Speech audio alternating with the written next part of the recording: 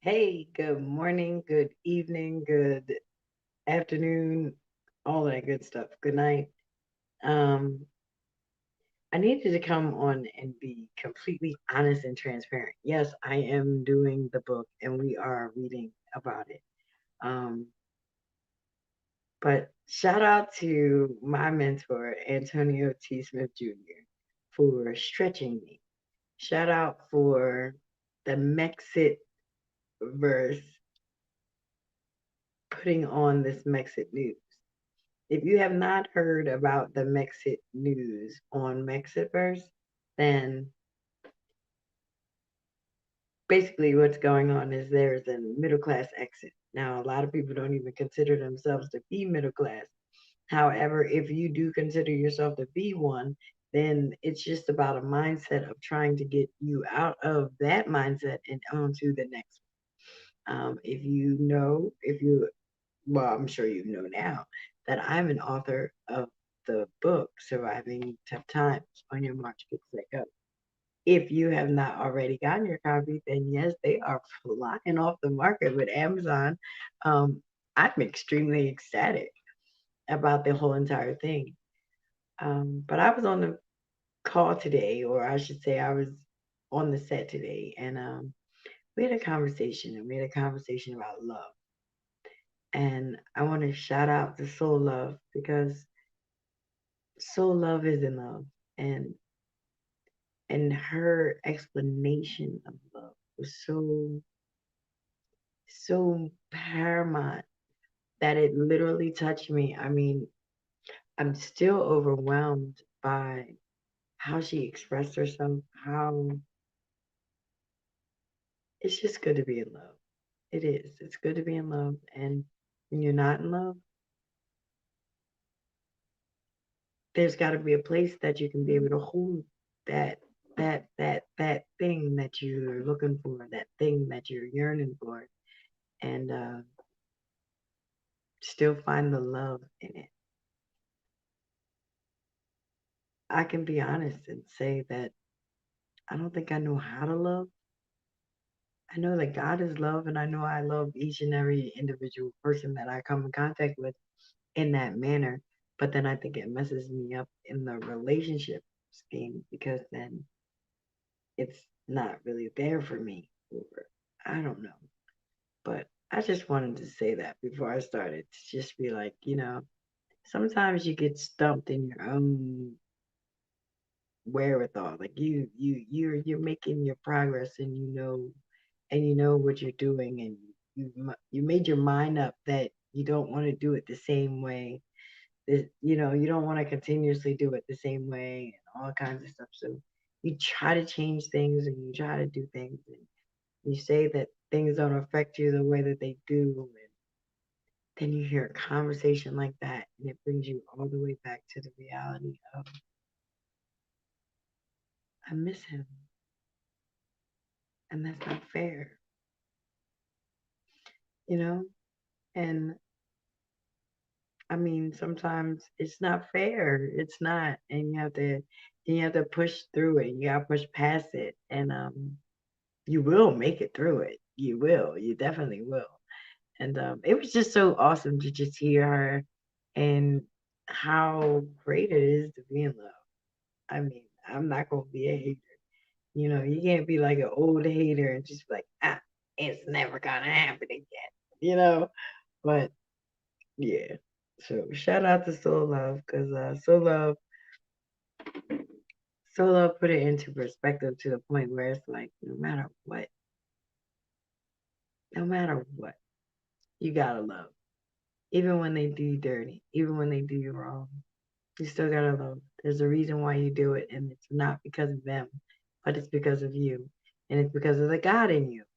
And when we push past it, because trust me, the pain is so crazy that I don't know if I masked it for so long or if I just ignored it, or I don't know. I don't know. I don't think I've ever really processed the whole thing the way that I did this evening. hearing her just talk and express herself. Um, it was beautiful. It really was. You should go to AntonioTSmithJr.com. That's Antonio, Antionio Smith, T Smith, excuse me, Antonio T Smith Jr.com. And you have to register for that. But that's like the ATS TV, which is like, it's Netflix on like go. Okay, Netflix on go with regular people telling you real stuff, and you hear real stories and all kinds of stuff. So go check it out. And the show that I was just on was Unpopular Opinion, and she didn't have an unpopular opinion tonight. She had the opinion. She had the epitome of love and how it was supposed to be, and how unconditional love looks, how it should feel, um, how it exists. And I gotta say, she did a very, very, very good job because she really touched me. And I wanted to say shout out to you, So Love, for opening my mind back up to the idea of it's okay to want to feel that vulnerable again, to put your life in the realms of I want to be loved, I want to be in love, and love is an awesome place to be. You thrive in love, you survive in love. There's a lot of things that happen in love. Love is a vibration, and when love is there, it works. And if something is kiltered or off, it doesn't work. It should be something that like you might need to work at it, but in the working at it, it makes it all work. But meanwhile, in between time, I just thought I don't even know who that was for, but maybe it was just for me. Hey, it was a beautiful day. Today was a really good day. Like she really reminded me of some stuff. She pulled me back. She pulled me back real quick. So I wanted to get in here and read some of these days in here so we can get this day popping. Because you don't forget, or I should say remember, or make sure you sign up and all that good stuff. Wherever you see it, make sure you sign up. Um, we're going to be starting in June with the classes. So right now it's just kind of an idea. You know, I need people to understand that even though it looks crazy sometimes, that is exactly what I'm talking about. That's the tough time that I'm talking about. Like that person that really pisses you off, that person that really bothers you, that's the tough time that I'm talking about. Like we're sitting in here and we're trying to figure out like justice, individual justice, racial injustice. We're trying to handle it. We're trying to bring it to the forefront so they can be handled, rectified, and dealt with it, moved on with. Because why? Because now's the time when we need to move on with. So, yeah, no, everybody can't just be always talking about what happened and how it was 50, 60 years ago, because you do know now, you do know that the babies that are here today, they don't know what happened 50 or 60 years ago unless you tell them. So it's just about the way we tell our stories now. I think we should be able to be cognizant of the way that we're telling our stories to empower those that we are speaking to, as opposed to telling them that this is the story of who you are and where you are, and you are never going to be anything or go anywhere. That is not the story. It is not the narrative. If it is your narrative, change it. Today is the day to change it. So we're going to walk right in here. I think we're on day 5. And day 5 is what to seek forgiveness for. Now, don't forget, you already are on your march. Right. So, no, excuse me, don't forget, we already know what it means to survive. And once you know what it means to survive, it says that you have to worry about who is it that you're surviving with. That would be the philosophy of the whosoever will. Then it says you can't stop being God's instrument. How do you know who the people are that you're coming in contact with? That's because they see your light. And when your light shines bright, or I should say that God's light through you shines bright, then it permeates the atmosphere of where you are, and people start to pay attention to you. So when it says the way that we march matters, why? Because you have to march with one common goal, one idea, one objective, and one destination. That's how that works. That's why we say the way that we march matters. So today, day 5, what to seek forgiveness for. At the time of writing this, it is evident that the Democrats have won the presidential election. Many in the D Block community resonate with democratic values of social giving and community welfare. On the other side, the president since 2016 has become a symbol of polarization and brashness. It is easy to rationalize hatred when someone like that is in power for so long. It is tempting to gloat, but I want this to be a sobering moment of our community. I want us to seek forgiveness for having ill will towards a man in his 70s. It is a great to conquer, and I want to congratulate everyone who wanted to vote him out. You have accomplished what you set out to do. You did not let life happen to you. You took matters into your own hands and you made a difference in a legal and a legitimate way. It is good to conquer, but gloating is a display of milking the victory. Guess who milks something for every ounce? The one with the scarcity mindset. A billionaire never negotiates on his grocery bill because he does not want the milk. He doesn't want to milk a dollar for every bit of material value. Why? Because he has a billion of those coming. I want you to have that expectation in regards to victory. Don't stop and gloat as if it's the only win you'll ever experience in your life. There is good chance that you're reading this when 2020 seems far off history, and who was the president matters not one bit. The lesson still stands. Whenever victory you experience, act like it's one in 1,000 more of them coming your way. The first benefit of this is pure optics. You do not repel people you've won against. You soon shift from winning against people to winning over their hearts. The second benefit is that you move forward instead of getting stuck. It is easy to get stuck on a win and let time make you a loser. Do I need to say that again? It is easy to get stuck on a win and let time make you a loser. If you had $1 million and you kept it in a safe, it would eventually become worth less than $1,000. And if money can't afford to stay in one place, how can you and I? In victory, move forward with grace and avoid losing momentum. And in defeat, avoid resentment. Seek forgiveness for the animosity and ill will. They deserve it. You may be tempted to protest. But remember, we are no one to pass the judgment. And it would take an incredible coincidence for us to have dispensed exactly as much ill will as someone deserves. And if you've wished harm on anyone, please repent. If you felt joy for someone's suffering, repent. If you hope that someone goes through and stays in pain, repent. Today is that day you take losses less personally. Remember that yesterday you acknowledged that you are an instrument of God, regardless of how your life goes. So take defeat as a detour and victories as jumping off points.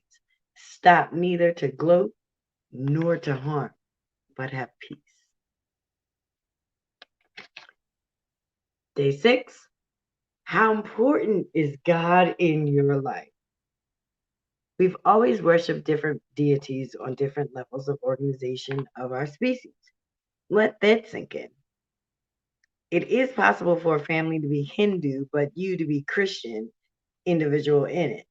On a family level, in that case, the unit worships Hindu gods. Similarly, it is possible for your entire family to be Christian, but you residing in a Muslim country.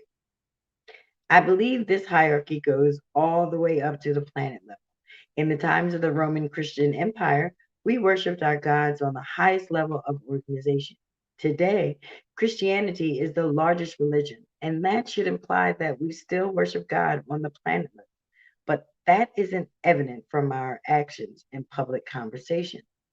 It seems like there are two gods competing for global worship: money and individual rights. Those who preach the gospel of infinite rights pursue individualism and discard all the blessings that come with cooperation, cohesion, and organization. Those who pursue money to the exclusion of each of ourselves confine themselves to a material experience instead of a spiritual one. Believe me, I am not against accumulating wealth, and I'm against worshiping it. But as I mentioned in the introduction, your God is the practice in whatever your highest aim is.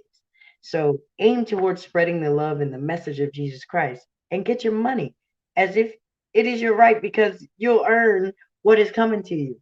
So, however you ask yourself how important God is in your life, track the time you spend at your job and on your business chasing money. Compare that with the time that you spend praising the Lord and sharing his love. You will see the contrast that doesn't paint a pretty picture. Notice how the conversations you have about brands, stocks, relationships, and money all flow together by the moment you bring up God, the conversation just changes. That is the tragedy of trying to compartmentalize God. When you confine God to his blessings to a box, you automatically prioritize everything else over him. You can't spend 24 hours in a church, even if it is the block church. You can't have it in your ears for 24 hours.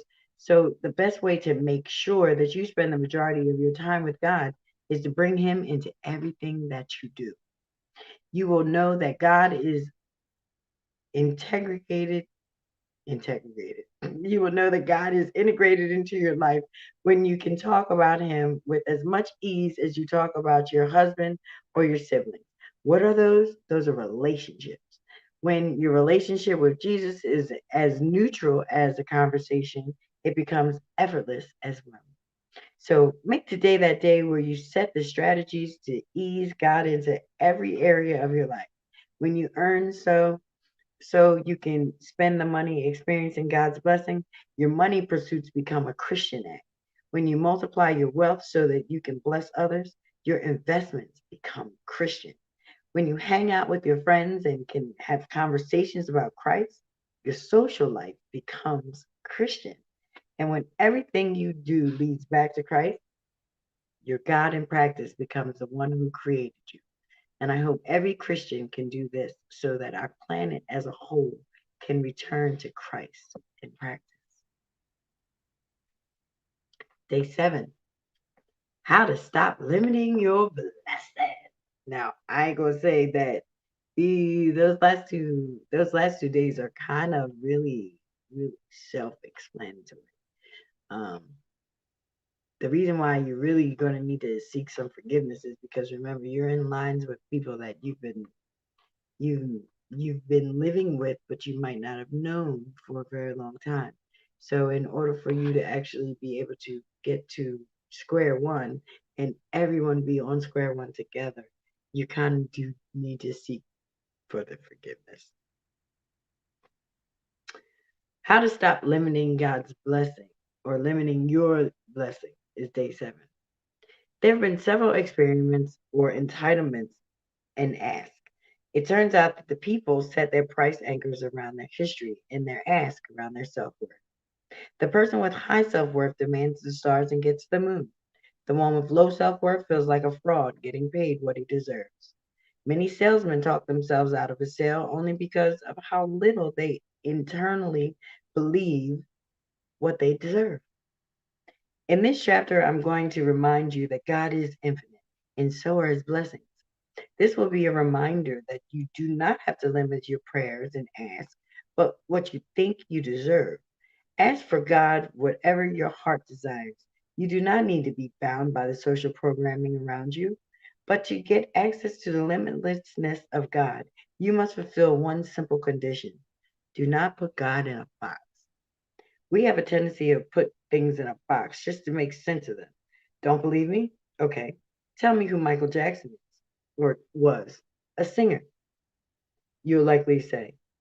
But, mm, excuse me, y'all know I only got one eye, so I only can go with one. But the man has 100 hobbies, and I'm sure he was an art collector. He was a father, and he was a son.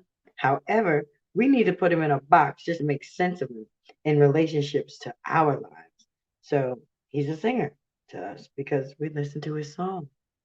Now that we be fine It might be fine with celebrities, bosses, and coworkers. But when we put God in a box, we fail to give him the priority that is his right. Most of us put God in a box of worship and keep his will separate from each other in areas of our lives. Some of us even limit his blessings to a particular faith or even a denomination within a religion. God is limitless. His love is not bound by our opinions, your quick think, belief, or act a certain way that would change God's love. Humans are not powerful enough to affect God. God is loving, and that will not change. You can extend God's love to a fellow Muslim, Hindu, or Sikh because their positions do not make God any less loving. When you stand by this idea, you tell your subconscious that God is infinite, and doing this on a regular basis raises your sense of what you ask of God and what you expect from Him. Let today be a day when you expect God without limits and decide to let go of any prejudices that may have you limited your ability to serve Him or extend His love. Write down 10 ways in which you have imposed some limitations on your opinion of God. Once you've listed these, write what you can do to correct them. And if you have only ever asked for enough to survive the next month, pray to get enough to bless others. And if you've only shared love and empathy with your church members, extend it to the cashier at the local store, even if you don't know their religion. Let today be your revolution. And that's serious because depending on who you are and how you are, you are the blessing. Someone told me that you are an angel. And because you are an angel, you receive angels. So it's the same way. You want to be the blessing so that you can receive the blessing. Day 8, the best way to invite blessings into your life. God's blessings are infinite, and yet an infinite number of humans seem not to be getting all that they desire. This math doesn't add up, and I have hope for the future and believe that shall be in time where we all will have all that we desire, and the planet will be engulfed in gratitude and positivity. But we must fix first the problem that is creating that lack all around us. This is not a problem on God's end. There will never be a problem on God's end. The issue is in how we ask. We ask for God the same way that we ask for humans. This means that we have an upper limited amount with the approach of God. Just like a teenager doesn't ask his father for $1 billion, we don't ask God for $1 billion. But you can see the discrepancy because that youth dad has a limit to how much he can provide. But God has infinite treasures. So why is the attitude of asking the same? Let's consider another scenario. You're at the supermarket, you bought a bunch of groceries only to pat your pockets and notice that you forgot your wallet. Fortunately, your best friend is with you. Between asking him for the money and asking a stranger, who would you pick? You'd obviously ask your best friend. Unfortunately, we treat God the same way. We feel more deserving and blessings when we worship regularly and don't even dare ask for anything if we treated God like a stranger in our lives. But remember, worship isn't a favor. If anything, the opportunity to worship is a gift. So ask for God what you want, regardless of whether you have worshiped regularly or skipped church for the last decade. Don't base your don't base your entitlement on your worship. You deserve his blessings, not because of any favors you've done for your church. You deserve God's blessings because you are his child. You can do nothing to change that. Ask God for what you want for yourself and what you want for your friends. Remember that everything is programmed with the same hesitation. So you can be the source of many if you simply dare to ask for more, pray for more, and work for more. Embody a blessed life so when people want the same blessing as you, point to Christ. This will work more than limiting blessings and insisting someone convert before you love them. Today is the day you let the expansive right to pray sink in. Write down 5 of the greatest desires in love. Pen 5 more desires that you've been doing to deal with. And finally, yes, I'm going there. Write down your top 5 money goals. Ask God for each one of them without hesitation. Repeatedly ask till it flows from your tongue, as if you're asking for a penny. Remember that as far as God is concerned, giving you a penny more and a billion more are just as effortless. Ooh, that was good for somebody, right? At the end of the day, when you start to realize it and you just say, wow, this is the reality. So then within your reality, you have to ask, is this really my reality? And do I really, really want it? The answer, more than likely, yes. Let's see. Returning to the miracle of the ordinary. You want to do another day? Or you say, enough for the day? Come later on. Oh my God, do you guys know what today is? Today is going to be the day Gaga Goons is coming out. This is my first episode. I'm going to do an episode of Gaga Goons. It's going to be me and some friends. I'm put it that way. What I have done is I'm going back into my arsenal and I'm going to find my friends. And I'm going to find my friends and we're going to tell these stories about what it is that we did and how it is that we are still out here fighting God's thing. How it is that we are still standing and we consider ourselves to be God's good.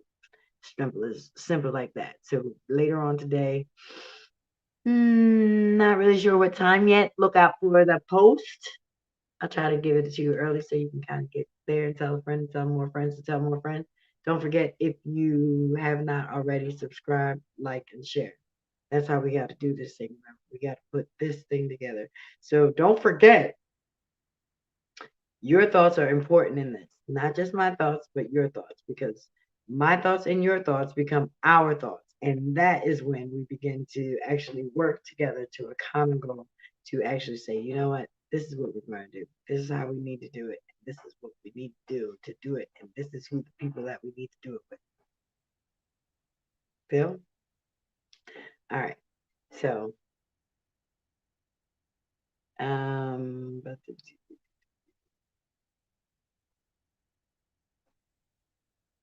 yeah, I think that would be it. I will see you guys later on, either today. Well, like I was saying, I'll see you definitely later on today for Gaga Goons. Now, will we continue to be reading? I don't know. Where do we stop at? We stopped at day 9. So next time we get together, we will be returning to the miracle of the ordinary. I hope you all enjoy the rest of your evening. Have a good day. Start your morning off great, the whole 9. Have a good one, and until next time.